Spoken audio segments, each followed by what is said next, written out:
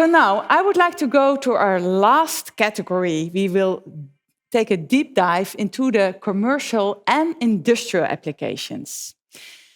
This is the story of our expert, originally from energy storage. And he's working with DNVGL as our business director, energy transition. He's board member of EASE and president of Storage NL. From that angle, he's connected with the microgrids. So I know he's both critical of microgrids as well, very passionate about energy transition. So let me introduce you to Jillis Raadschelders. So, Jillis, welcome with us. Hi, Marijn. So, how are you doing? Doing great, listening into these very interesting presentations. Well, that's good to hear. So, I was very interested. What is the essential innovation microgrids can bring to us? What's your vision on that? I think the innovation is the circle in this case, because as Peter at the beginning of today mentioned, is we started with small microgrids and we grew it into a very large system. Yeah. And now we're circling back, because of technology developments, into smaller microgrids. Yep, very interesting. So you also prepared us a presentation, yes. And I give you the floor. Thank you, Marijn. And for today, as Marijn mentioned, I would like to share some constructive observations from a commercial and industrial perspective. Within DNVGL, it's my role to support companies in navigating the journey within energy transition. And although I am also a president of the Energy Storage Association, my first perspective there is always energy storage is not a purpose on its own. It has to fulfill a certain role. And with that, that will be the major red thread through the story today. And actually, I would also like to pose a question to the audience to share their thoughts with us through Michael. So I'm looking forward to see your screen scrolling up and down. Can you share with us your key driver to say either yes or no to the question, hey, I want to buy a microgrid? What's the key question you're going to ask yourself? That is something I want to take you along through that journey. What are those questions? And say for the next 10, 15 minutes, and then hopefully we'll continue that discussion on the table and also through the Q&A. So again, the industry there's not a single industry. So let's first take a step back. And as Peter mentioned, the electricity grid is growing very fast and has been growing very fast. So currently, the existing system is the largest man-made machine on Earth. And that's a single system. So it's all interconnected. But at the same time, it's also changing very fast with new technologies coming in. And already wind was mentioned, the cost reductions there.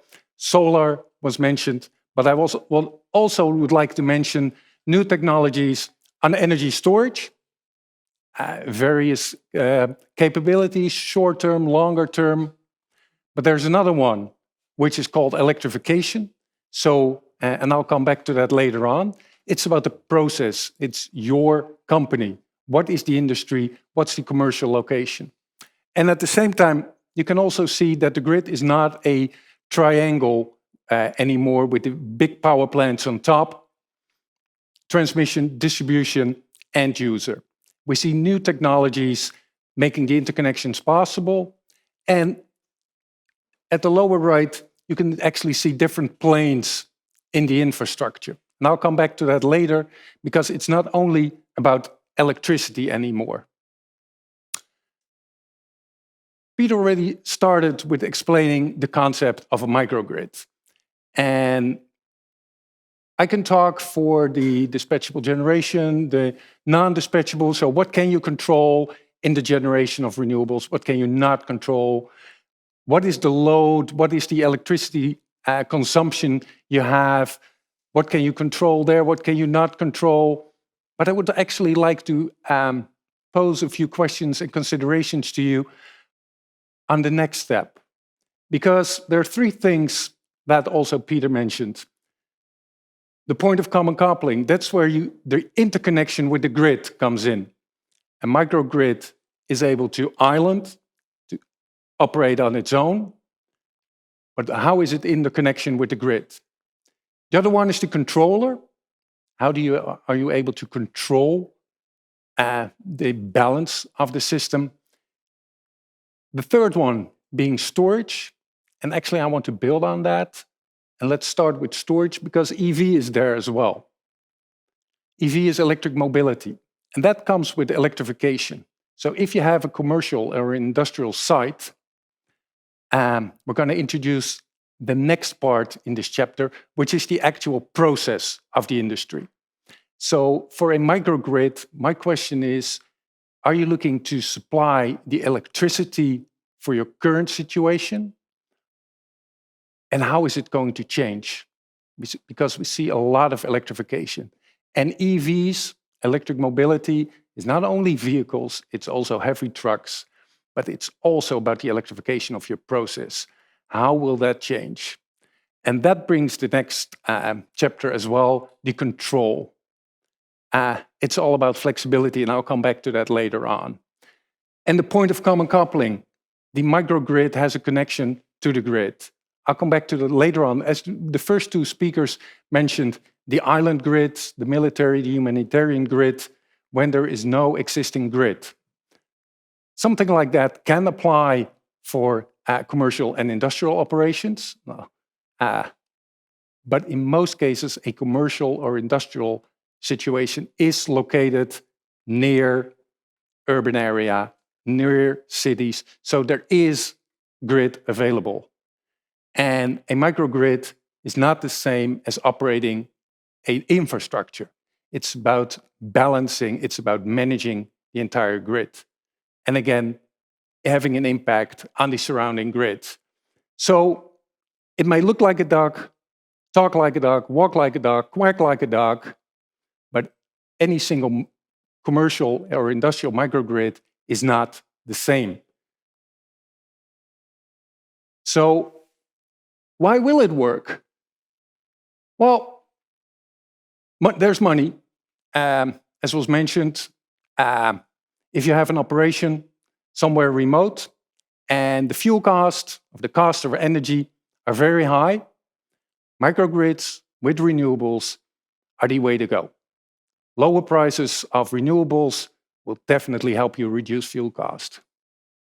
We already mentioned electrification. When you have a grid that's not really reliable or your operations really require high reliability, you might want to consider looking into having your own grid and making sure that your operation has the availability of the energy. And there's the renewable energy. There are requirements by law looking into how much renewable energy you have in your energy portfolio, but there's also the feed-in tariffs. What will happen if you build these systems and you're actually feeding it into the grid? How can you optimize your own self-consumption? So there are considerations where it will actually work. But again, an industry is, in some cases, for example, when you have a remote operation like a mining company, which is remote, a microgrid is definitely the way to go. But when you're in a city or in an urban area or an industry, you have colleagues around you. And business continuity is very important. And in these pictures, you can only see that the lights are off. But when you're really changing and electrifying your operation, your business needs to continue even when the power goes out. So there's an importance there. And next to the technology, there's also the requirements of the energy transition. And this might be perceived as a European perspective, but the climate agreements are global. So we do have the requirements of reducing greenhouse gas emissions. So it's not only the electricity that needs to decarbonize, it's your entire energy supply system. So what is your current energy consumption? Not only the electricity consumption, but where are the heating requirements, the mobility, the pumping, and how will you supply that in the future? So designing a grid is not only about electricity, it's more than that. It's also looking at your operation. And coming back to the point of common coupling, how does your microgrid interconnect with the surrounding grids? The electricity will come more and more from renewables as well. So the outside world has sometimes a surplus of electricity, the same in your grid, and there might be a shortage. The graph itself shows some interesting challenges for the Dutch grid, but this is translatable to multiple countries. So there are certain times of abundance of energy and there are certain times of shortage of electricity. But then again, here comes the energy question. How do you absorb the electricity into your operation? And taking the bigger picture, we used to have generation, transmission to the load. And as was Paul mentioned as well, we used to adapt the generation to the load. But with renewables, we're introducing a variable production. But with storage and your process, you're also introducing flexibility. And that's where the value is. So you're introducing flexibility into your microgrid. And with that, you're introducing flexibility to the outside world. So looking at the electricity consumption, looking at the future energy consumption, what do you need to do with gas? What can you do with electricity? And how to be flexible in that. So it's not only the generation and load components, it's also about your own business. And I wanted to share something on the next big thing. We mentioned microgrids is the next big thing. It's about sharing. It's about industry operating in a bigger surrounding. So, Paul, I'm going to introduce the next big thing here. These microgrids, there are two next big things. One of them is microgrids operating together. Smaller hubs, when you're able to stabilize your production and consumption locally, you'll operate as a microgrid. But with these new data and these new processing capabilities, you're actually able to connect these microgrids. So instead of the triangle-based system, we get a meshed system where energy hubs have local control, local stabilization, but will enable the connection between them to allow for stabilization. Part of that is low voltage DC. We have direct current and alternating current. We have a lot of high power capabilities running on DC. Energy storage batteries run on DC. Electric vehicles run on DC. Solar panels run on DC. If we connect those through AC, we have a lot of conversion from DC to AC, from AC to DC, from DC to AC. And that brings in a lot of inefficiencies. So that's part of that process as well, that we actually connect those at DC.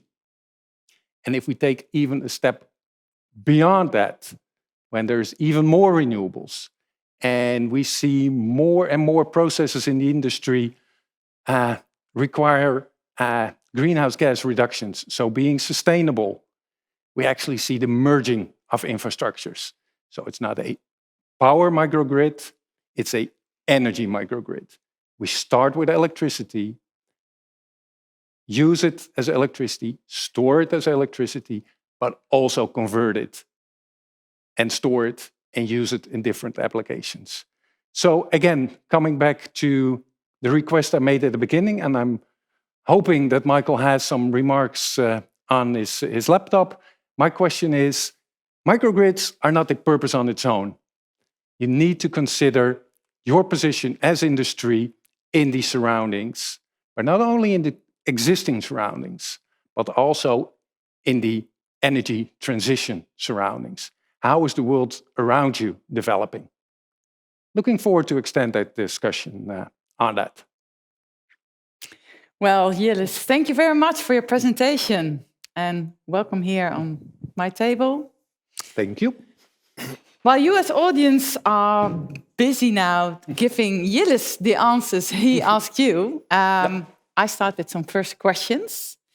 I was also triggered by what you mentioned about the low voltage DC network. That's quite a change, also a system change. Yes. Where do you expect that will happen in the next few years? It's already happening, actually. The slide I used was actually from a Dutch company, and they're really active and innovative in that sector. And so we actually have already some examples in the Netherlands, where in buildings or small commercial areas, the solar panels, the EV chargers and energy storage, but also actually IT appliances, which if you really look in depth in the electrical circuits, they run on DC. So they actually developed an entire DC system. Yeah. So what we'll see in the first steps will be in commercial and office spaces. Okay. And if you look at different countries in the world, are there countries we certainly have to follow because they're front runners in that? Well, the closest example, of course, is the developments in the Netherlands, but we see in Asia, where there's also a lot of activities on energy storage and solar panels. Yeah. We see the connection made there. Yeah, that would be the two regions. Yeah. But in fact, these are new built meshed microgrids, no? Yes. Okay. So if you're looking at costs, you also explaining that storage in what technical sense then, that doesn't matter, but what are the costs which are important to get these meshed microgrids really introduced in the market?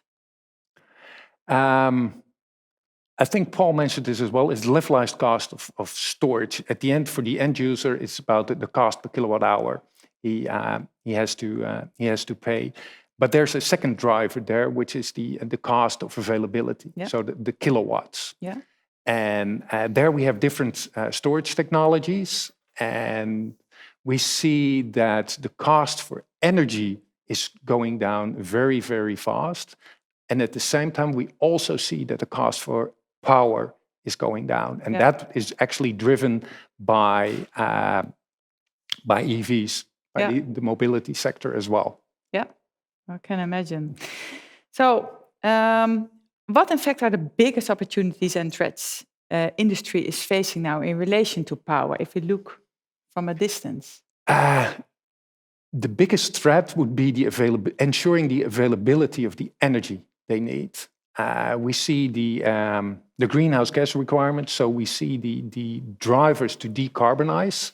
But just saying, I want to have the electrification of my process.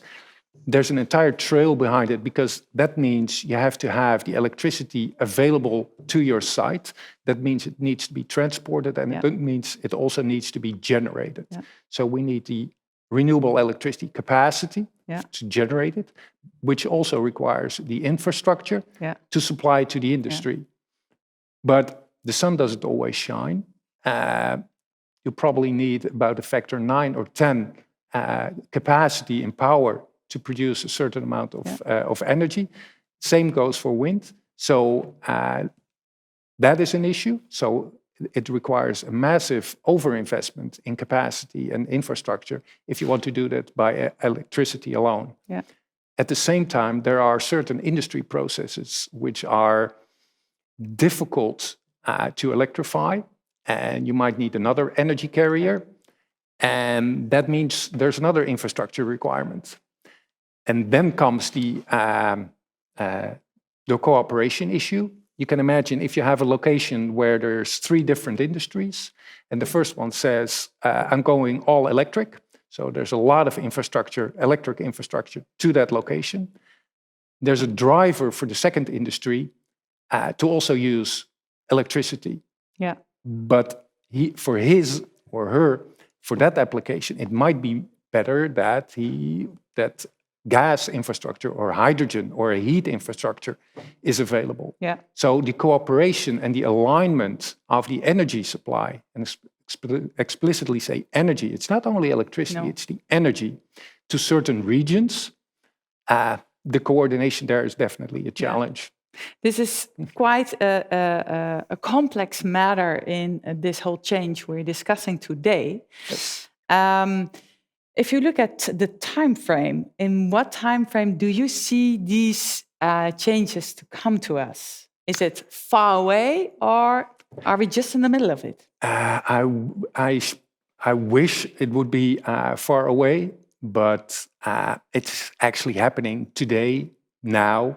DNVGL last week published our 2020 update of the Energy Transition Outlook. And the way the world is progressing now, we've used up our carbon budget in 2028 to ensure the 1.5 degrees temperature rise, to make sure we stay below that. So 2028 in industrial investment perspectives, that's yesterday. Yeah, that's far more urgent than we used to know before. Yes. But at the other side, COVID is not, in a way, speeding it up. What do you expect?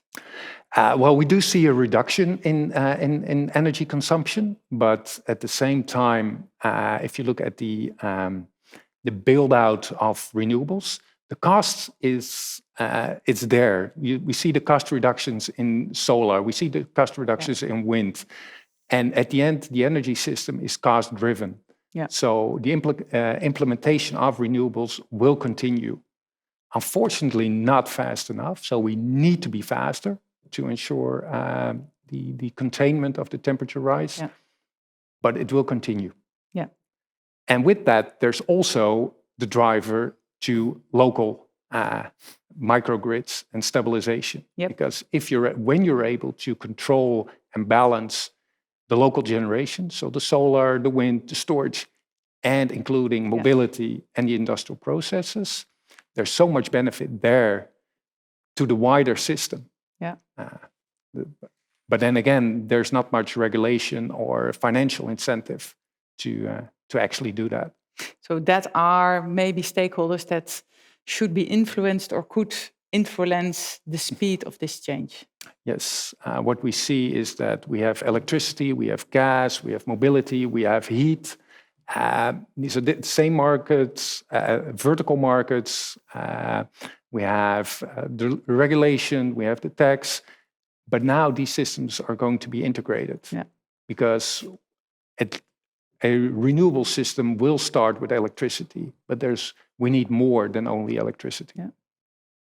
Well, thank you very much. Michael, I'm very curious about the audience. Yes. Are they still with us? They're still with us. They're still kicking. They still have enough energy left. Good. Waka, waka. Tell me.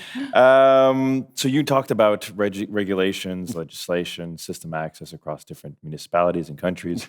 Gabriella online has, about a few minutes ago, actually asked about if there's any legal problems for reuse energy stored in electric vehicles, for example, from different countries, if that poses a significant thing. So it's about the different communities involved in that reuse energy. My interpretation of that question is the implementation of vehicle to grid.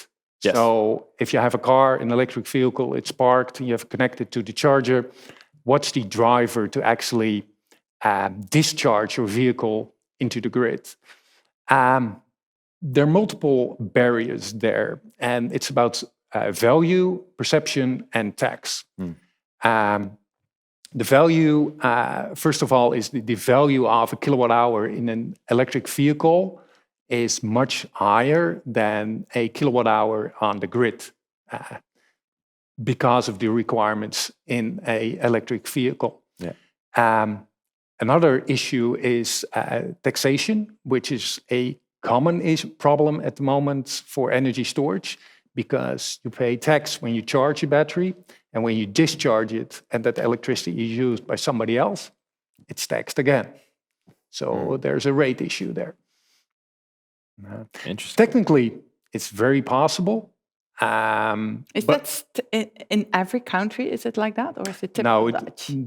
There's a Dutch issue there, but the main issue is that the challenge is not specifically technical, but it's also perception. And what you'll see happen first is that they control the charge of the vehicle, so they won't discharge it, but they just charge it at a lower rate, right. Which, if you look at it from a system perspective, is almost the same as discharging. Okay. I have another question here, more specifically with regards to DC and AC grids. Yeah. Are DC grids more dangerous than AC grids? This comes from Diego. What do you think? And can this be a problem if they are or are not?